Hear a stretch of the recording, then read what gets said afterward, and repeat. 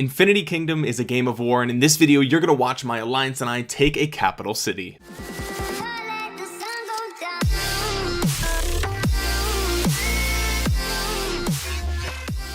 What's going on, guys? It's Omniarch. Cheers, you know the drill. Capital cities are some of the most difficult cities to siege here in Infinity Kingdom, but they also are some of the most important because not only do they provide your alliance with powerful buffs and gathering speed in that area, but they also provide your entire alliance with gold per hour, and gold is one of the most rare and important resources here in Infinity Kingdom. I mean, you're gonna need a ton of gold to boost all of your immortals and upgrade all of your dragons. So in this video I'm going to be showing you guys how we were able to take down this capital city. Now before we begin, guys, if you want to play Infinity Kingdom with me, make sure you download the game with the link in the description and join server 21. Norheim 21 is the server that I am playing on, and maybe, just maybe, if you become powerful enough, you'll be able to join the same alliance. So with my server plug out of the way, let me first talk about how you're supposed to teleport around a city. Shout out to everybody who's in my alliance Discord already, but this diagram here was made by them, and this is a great diagram of how you're supposed to be teleporting around a city. So you can see in the center this green circle. This is a city that you might be attacking, whether it's a capital city or just a regular city. Teleporting in this orderly grid fashion is the most efficient use of AP, and it's going to make it a lot easier for many players to surround that city and attack it all at the same time. If you don't teleport on a perfect grid, then that means other players are going to be staggered around and they're going to be a little bit farther away from the city, and that's just going to make them take longer to march, to hit the outer walls, to hit those inner garrisons. So make sure that you guys are teleporting in an orderly fashion. Now layer 1, you can see here, is in red. These are going to be your most powerful players, okay? The T5 players, the T4 players, or just your most powerful players in general. Layer 2 is going to be all of the other players who couldn't make it in layer 1, so your powerful players that just couldn't fit, and everybody else. Now of course you can have theoretically an infinite amount of layers, right? You're going to have layer 3 on the outside, layer 4 around there, and those are going to be some of the weaker players in your alliance or in your kingdom. Now we're going to talk about the different roles of layer 1 and layer 2 in just a minute, so make sure you stick around. And as you watch this gameplay, I want you guys to take note as to how exactly we're attacking this city, okay? So there's two phases for a city attack. First, you have to attack the outer walls of the city. The outer walls are sort of like the protection around that city, and everybody can sort of just spam all of their marches attacking every single segment of this wall. You can see it's broken down in like a grid pattern. Once you see the piece of wall that you've been attacking go down to 0, of course you can move on to the next piece of wall, and so on and so forth, with coordination with your alliance, with your kingdom. Of course you want to attack the walls that are closest to your city, because that means your troops are going to march there, finish the attack, and march back much faster than if you attack a wall that's, for example, on the opposite corner of where your city might be. It's going to take a long time for you to walk all the way there, but it's important that you defeat the wall as fast as possible, because you'll notice on the screen that you have a 15-minute time limit when you're attacking these cities, and if you don't defeat all of the walls and all of the garrisons in that time, then the city attack fails, and that's really bad for your alliance, for your kingdom, and for morale in general, because you spend a lot of troops and a lot of action points attacking these cities. So you want to make sure that you're definitely going to win when you plan these attacks. After the outer walls are destroyed, there's inner garrisons that you'll see with little light pillars. Regular cities have 4 garrisons, but in the instance of a capital city, it has 9 garrisons. Now garrisons are much more powerful than the outer walls. Once every single garrison is reduced to 0, whichever alliance owns every single garrison will be the alliance that owns that capital city. And that's pretty much it. That is the city attack gameplay in a nutshell, and it sounds simple, but it's actually really difficult and requires a lot of planning and coordination. So just to recap,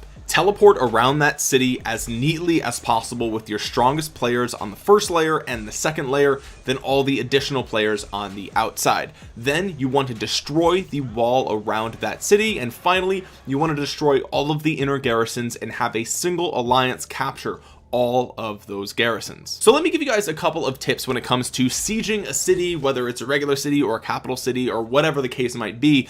These tips are going to be crucial for you guys, and the first tip is make sure your alliance plans in advance. Okay, you want to make sure that you're going to be the alliance taking the city, that there's no other alliances nearby that are going to be fighting you for it or that already have plans to take that city. You want to make sure that you have a time slot reserved. Everybody knows which alliance is going to be taking it, and all of your alliance members know when this is going to be happening. It's best to take a poll of your alliance, make sure that everybody's going to be online at that time, because again, there's a 15-minute time window, which means that if you can't do it, then you're going to waste a ton of AP, a ton of resources, a ton of troops. So ideally, you want to attack a city one time, have it be successful the first time, and that requires planning and coordination. You want to be strict with that start time, and you want to make sure that everybody is online, because as you saw at the beginning of this recording, the recording started about 30 seconds after the attack began because we weren't expecting the attack to start. Somebody just hit the city, and if you hit the city without any warning, it starts that timer, and if players aren't paying attention, then you're wasting precious time. So make sure that you're punctual, you're on time, everybody's online, and then throw up the green light. Next, I recommend that everybody join sort of a Discord call, or at least be participating in the alliance chat that's built in game. And the reason for this is because you want to coordinate who's going to be attacking which walls and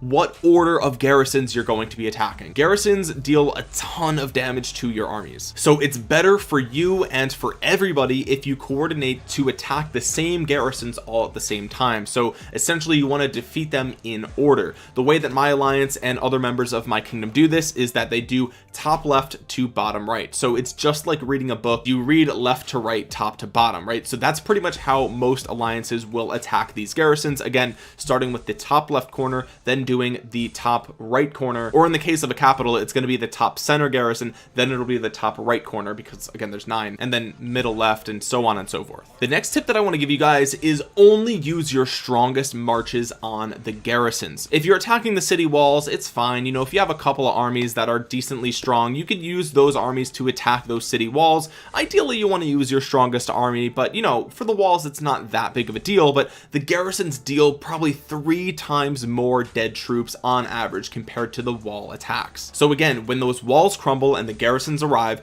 only use your strongest armies on those garrisons. Additionally, this goes without saying, but before this even starts, before you even begin this city attack, make sure you activate your buffs, okay? Whether it's an attack buff or a defense buff, whatever you can, make sure you're activating your war buffs, because they're going to be crucial when it comes to taking down the city, and it will reduce the amount of dead troops that you get. Now remember earlier I told you the purpose of layer 1 is different than layer 2 and beyond, and that is because layer 1 is going to be ideally your strongest members of your alliance or of your kingdom. Layer 1 isn't going to be attacking the outer walls at all. Layer 1 is going to primarily be focused on taking down the garrisons. You might be thinking, why is this? Well, you know, it's not the end of the world if layer 1 starts attacking the walls, right? It's really not. But layer 1 is the closest to the city, which means they're going to be able to launch attacks faster than any other cities on the outer layers. And remember, garrisons deal about 3 times more dead troops than the outer walls, so you want your strongest, most active players to save all of their strong troops for the hardest part of the battle. If layer 1 loses a ton of troops just attacking those outer walls, when it comes time to defeating the garrisons, they're going to be at a slight disadvantage. So again, it's not the end of the world, right? It's not the end of the world if layer 1 attacks the outer walls, but ideally you want to have the walls be destroyed by the weaker players. That way the stronger players can take on the hardest part of the city siege. And finally, I want to make sure you guys save up your AP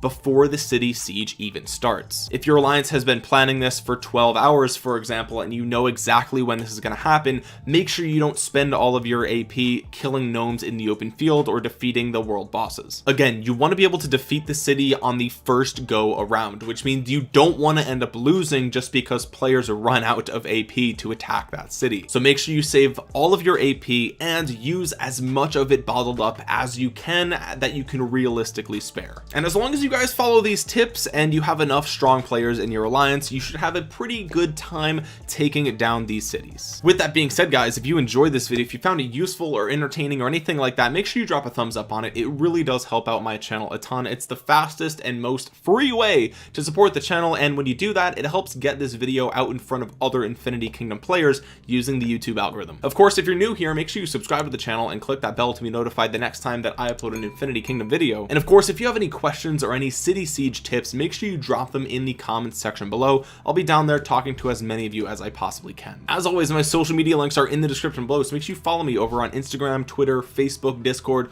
All that stuff is always down below, and anytime there's a new redeem code where you can get some free stuff, I always put it in that Discord, so make sure you join down below. And if you haven't already, use code Omniarch, all lowercase, you'll get some free stuff. And if you made it to the end of this video and you're a Rise of Kingdoms player or another player from another game just like this, and you're wondering if you should play Infinity Kingdom, well, there's a link down below. Go ahead, give it a try. It supports the channel, and the game is free. If you don't like it, you can always uninstall it. With that being said, guys, thank you so much for watching. This has been Omniarch. I will talk to you guys again soon. Peace.